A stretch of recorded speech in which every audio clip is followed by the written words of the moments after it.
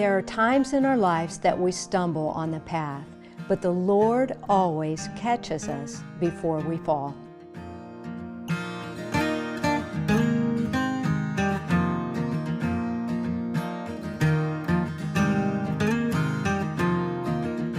William Lee Golden is one of the most recognized personalities in country and gospel music, having earned the highest accolades as the member of the legendary group the Oak Ridge Boys.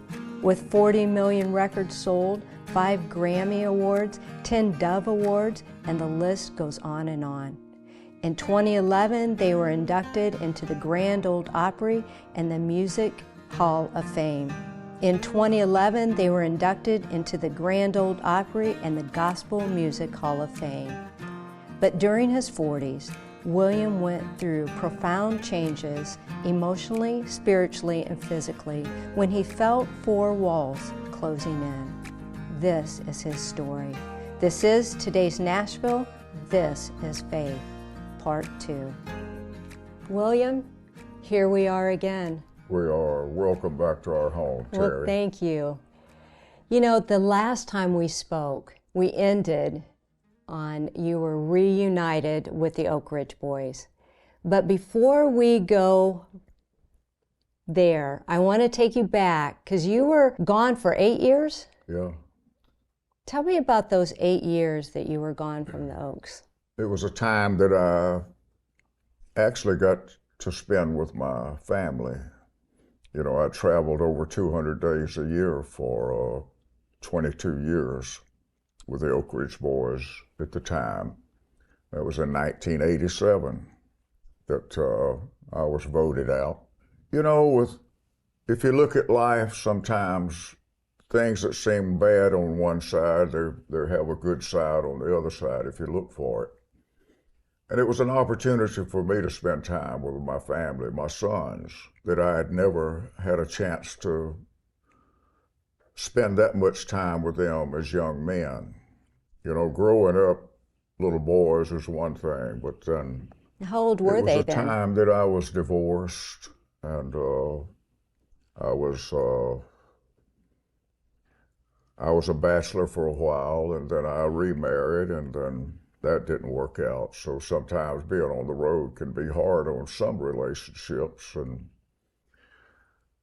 anyhow, it was a time that I was able to spend with my sons and make music together and to travel together. They were recording songs. I was recording solo albums. And we would travel together and sing songs. And they would play music for me and sing with me, and I would applaud from the side of the stage when they were performing. So it was time as young men that I cherished that time that I got to spend with my sons, because as a father, you know, you sometimes worry about what kind of an impact or an influence you might have had or not had with your family, with the kids, and later grandkids. You know, I had grandkids at that time, so it was a time to spend, to get to know my sons, and my sons to know me as a man. I mean, and we worked together, sang together, and traveled together. To me, those were the treasured times in my life. It was a time that I still cherish, you know, because it made me appreciate their true talents even more as young men, and talented, because they all got different talents. Their mother's family were all real talented. And as I look back on it, that was probably the love and appeal that her family had on me, that I enjoyed being with people that we shared the same love for music and singing. But anyhow, my sons grew up in that atmosphere, and they grew up as young boys and adolescents with me being gone from home 200 days a year. And so for them to have basically, I have to give their mother credit for being a stable part in their life. You know, I love how you honored her in your Yeah. book. And I love how God restored that, you know, everything that was lost came back around Yeah. during this 8 years. It's a great story. You know, I love all my wives that I've had. It's just because of my faults at times. I've had to live with my own misgivings and unfaithfulness to my wives at different times. You know, that's another thing in your book. You took all the blame for that. You took it all on you. And a lot of people don't do that. And you really looked at yourself and said, you know, a lot of it was my fault. Most of it was my fault. And I cannot blame any of my faults on my wives or my ex-wives because my faults were not their faults. And that's something that I have to live with, you know, because the mothers of my sons are the ones, they're the unsung heroes because they were there for my sons when I was not there. And they raised them in a way that I'm so proud, you know, because my sons have never gotten off into bad trouble. Certainly no more than I did, being mischievous and having fun, you know. So, but yeah, it's the mothers are to be given the real credit for what they've done to raise my sons. And I certainly don't want to allow my shortcomings and misgivings to be reflected on my wives or former wives or the mothers of my sons. Mm-hmm. And I'll take the blame for whatever mistakes I've made, and it's something that I live with and that I will, but I certainly don't blame anyone else for my mistakes. The Lord got a hold of your heart too during this time, didn't he? Yeah, it's, you know, family is an important thing. And my youngest son, Solomon, he lives in Texas with his mother now. And it's a heart-wrenching thing to be that far apart and out of touch with your young son that you were so close when he was tender and young and growing up. And he's 20 now. And will be 21 next month. Strained relationship some with the distance that we have, and it's been hard to communicate with him the way I would love to. But you know, I think God will take care of that. He's done an I trust that. You know, he's doing amazing things in your life. Yeah, and, he does. You know, with this 8 years, William Golden and the Goldens came out. And we're going to talk about that when we come right back. 2, 3.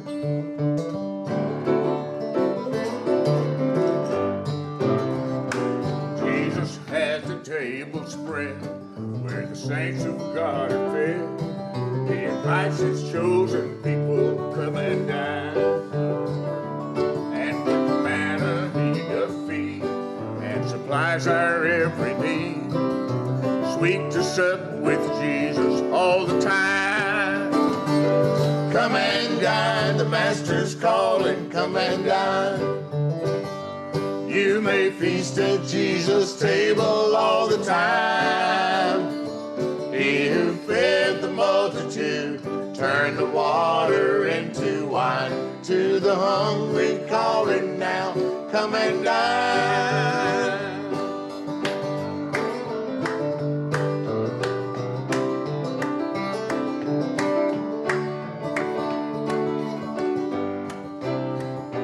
Soon the Lamb will take its bride to be ever at his side, and the host of heaven will assemble be. Oh, 'twill be a glorious sight, all the saints in spotless white, and forever we will feast eternally. come and dine. The Master's calling, come and dine. You may feast at Jesus' table all the time. He who fed the multitude turned the water into wine. To the hungry calling now, come and dine. Come and dine, the Master's calling, come and dine. Come and dine. You may feast at Jesus' table all the time. All the time. He who fed the multitude turned the water into wine. To the hungry calling now, come and dine. William, tell me about William Lee Golden and the Goldens. It's about me and my sons.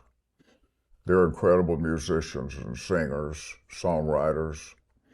They have talents in ways that I don't have, and I'm proud of that. But during the pandemic, you know, it was years ago after when I was away from the Oak Ridge Boys, we toured and traveled together, and I got to know, you know, we spent 8 years together. Was this your idea to bring them together? It was, and it was my idea to bring them back together during the pandemic, because we were all sent home and told that we're part of the unessential in life, and that we had chosen an occupation that was unessential, so we were sent home. After about 2 or 3 weeks of being home, watching all the negative hate and violence on television, people hating each other for no reason, everybody hating everybody, I had to turn television off. I would not watch television for probably, especially news and hate and violence. I said, I'm allowing that to invade my home and my person as a person. I turned the television off and I called my sons. I said, I need to play and sing some music. Let's go back to where it all started, what brought us to the game. I took them back to where I came from and asked them to play songs and sing them with me of the old songs that I first started playing when I was a little kid. That my sister taught me these old songs and harmonizing with these old gospel songs. So we started playing these old songs. Some of them my sons had never heard, but I taught them these old songs, going back to songs that I learned at 6 and 7 and 8 years old when my sister taught me to play guitar, and she taught me how to sing harmonies. She was 3 years older than me, but she was the one that had a talent in our family. You know, she could play anything she picked up. She played mandolin, she could play guitar, she played piano, and still does, you know, but anyhow, she had a great ear for sound and music, you know, because I'd beat my guitar out of tune playing it so hard. And between songs, she'd go and say, hit the G, and she'd have to help me tune my guitar between songs on occasion. So, but yeah, that's, I took my sons back to those times of me growing up. And we sang these old gospel songs. We sang them right here in this room around this piano. And we did it day after day. Well, my grandkids would come over some days, and then I said, hey, let's go up to the studio up here at Ben Isaac's. We called Ben, and we did it during the pandemic when people were getting COVID here and there. We would, you know, Ben Isaac had COVID just as we're getting ready to start. So he missed the first couple of days, and then at the end of this recording, one of the musicians was sick the last couple of days, and his doctor had told him it was sinus infection, but the day after the rehearsal, he said it was a COVID. So, and then my son Chris got COVID at the end of the session. So it was all around us, but we kept singing. We kept harmonizing. We cut 34 songs, so that's what we did in a pandemic, and we recorded all these songs, and we videoed everything we did. We brought cameras in there. This is something that I feel like is going to be real special, and I wanted to video it all. I had my best friend, Jeff Panzer, out in LA to direct the video guys that were there. I got Adam on the phone with Jeff, and I said, I want Jeff to direct all of this, what we do here. So he did. We videoed it all, and since then we've been getting together and here and doing home music videos, getting the guys that did the recording, and we've been all here redoing it and singing and having fun.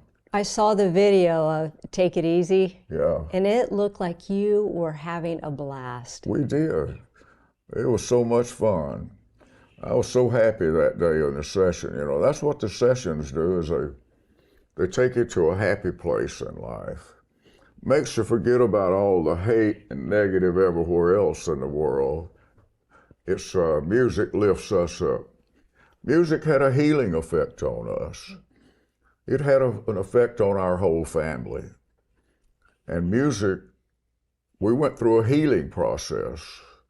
My sons lost their mother just before we started recording to pancreatic cancer. But we went to the studio. We found healing through singing and making music. We found healing mentally, emotionally, physically, and spiritual healing. And that's what I was needing, was some spiritual healing in a pandemic. And I felt that that's what we all needed as a family.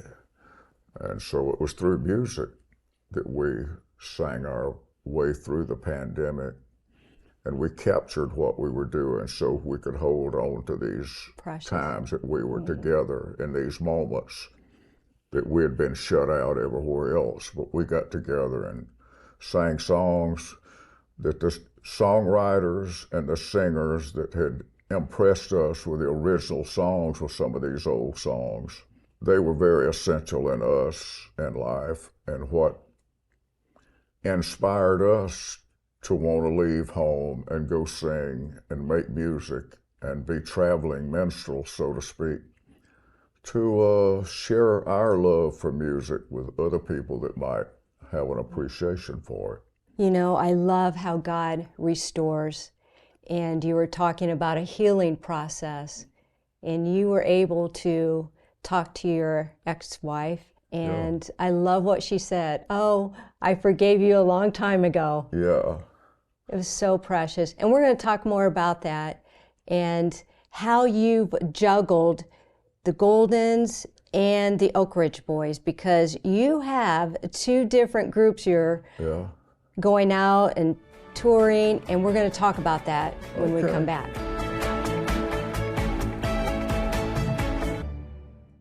William, I just love your music. It's just amazing. We sure enjoyed recording what we did. We enjoyed the rehearsals, the singing, and just being together as a family, and revisiting these old songs that touched our lives through on our way to here. Well, you are very, very busy. You have the Goldens, and then you have the Oak Ridge Boys. How do you juggle it? And you were just on the Opry maybe a week ago, I think. Yeah, with my sons. Yes, yes. So it was our first time as a family to be on the Grand Ole Opry. And the Oak Ridge Boys have been members for, a few years now, 12 or 14 years. To be on there with my family and my kids. Chris had been on there with the Oak Ridge Boys when he played drums with the Oak Ridge Boys, but he had never been on there singing on the opera. So what was that like for them? What was it like for you? It was great. It was a thrilling experience, you know. We sat here, we'd get together every day and sing the songs that we were going to do on there, just to make sure that when we got there, that we didn't get distracted by anything, that everything would come natural and would be second nature to us, rather than to get there and something distracts you, and you get, if you're not prepared, sometimes things can distract you. Well, how do you juggle both groups and touring and family? How do you do that? I just work every day, all day.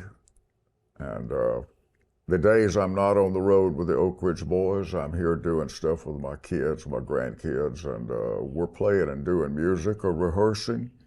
But I go out with the Oak Ridge Boys, I come home and I load up and I go back out with my sons and we go do other shows.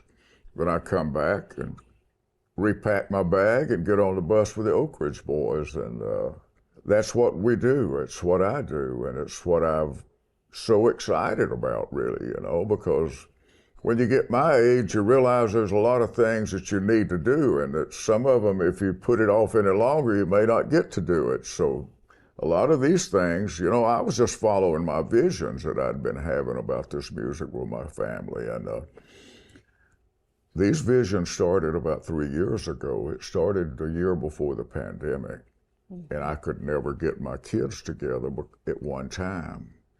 But the pandemic, they sent us all home, and so we were able to do that. The Oaks were sent home, but during the pandemic, the Oak Ridge Boys, we started calling each other. We got together. I was recording with my sons, and then at the end of that week, the next week, I went in the studio with the Oak Ridge Boys recording at RCA Studios in Nashville, and we did an album there that week.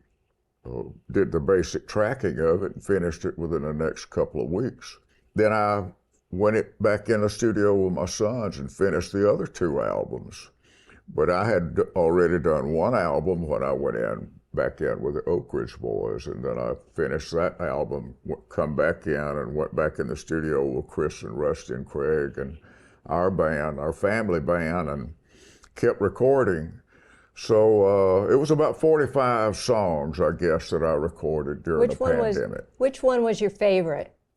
Which one is the closest? Songs? Yeah, which one is the closest to your heart? Well, there's a lot of them, you know. The songs that I did with my family are all special to us in different ways. I know I recorded these old songs that my mother and my sister used to teach me to sing. It was like some of these old gospel songs that I recorded with my sons. One is called If I Could Hear My Mother Pray Again. It's an old country gospel song. But songs like Come and Dine, the gospel song that we did that now has had over 1,600,000 views on Facebook alone. This is things that, old songs that I sang as a little kid in church is what we recorded. And these songs help, like I said, it helped in a healing process, mentally, emotionally, physically, and spiritually. So, but then there's other songs like Take It Easy that we did. That was the last song that we actually recorded. But it was a song that I've loved for 50 years now because the song was 50 years old. It was released in 50 years old. May. This May was 50 years ago that the Eagles released that as their first single. And it went to like number 8 on the charts. Everything else they did reached number 1, but that was their first one. It was, this past May was 50 years ago that they released it, 72. But since then, man, I've been doing recording and doing shows with my kids, you know, and that's the thing. It's exciting. The Oak Ridge Boys, we're heading out of town tonight. We're headed to Kansas City tomorrow night. That's an indoor show tomorrow night, but tomorrow, Saturday, we're doing a big fair, a big outdoor show. What's the future for William Lee Golden and the Goldens? Will there be another recording? Well, we hope that we get to do many more recordings, is what we hope to do. But we're going to be recording and singing and playing music here in this room, and anywhere else we get an opportunity to play and sing our music, we'll be there. Well, William Lee, I am just so excited for what God is doing in your life. And one more thing, what would you say to somebody that has gone through some of these things that you've gone through and God has brought you full circle? As we live life, sometimes everything don't necessarily evolve around our personal timing. God's timing is completely different. And sometimes if we had our ways, things would have been a lot different. But if we're patient, and it's not that we don't get the things that we were wishing for sometimes, but sometimes it's the wrong timing. And when you do get it, you realize if it had happened before, you wasn't ready for it then. So you trust God's timing more than our own desires and our own wishes. And we got to trust that God knows a lot more than we do. And so we shouldn't get frustrated or impatient in life. At my age, you realize every day is a gift. It is. And it's up to us to do all that God allows us to do every day. To give Him and glory. To try to do something that is giving back with our talent rather than being, I never could feel comfortable with being a taker. Well, William, thank you so much. Always a pleasure and a blessing for me to be able to sit down. Terry, I hope we get a chance to do this again. We might do it again. We are always welcome. Well, thank you. Thank you. My friend, has life taken you down a path that you're just not sure? God is a God of restoration. Let Him take a hold of your life. He'll turn it around. This is today's Nashville. This is faith.